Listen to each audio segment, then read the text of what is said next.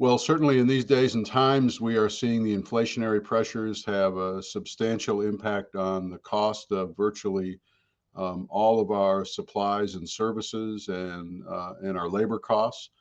In the last year, we've seen double-digit increases in pharmaceuticals and medical supplies. Our utility costs are up, and certainly our labor costs are up.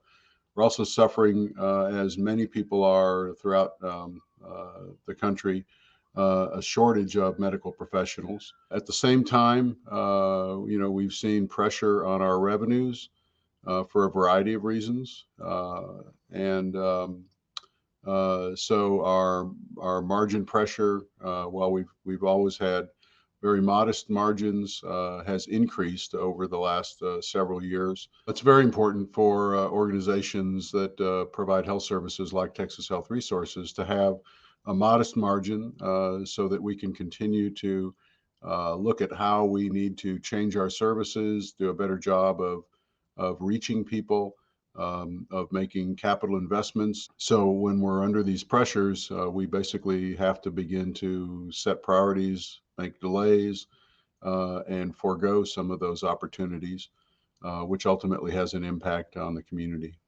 I think we need to ask the government to think more closely about how we can support delivering services at home, and also how we can deliver some services through digital technology. What we see with the federal government through the Medicare and Medicaid programs is they pretty much have been a bit responsive in terms of delaying some of the cuts that have been scheduled. And we hope that will continue into the future because we're basically on fixed payment programs for those people that are covered.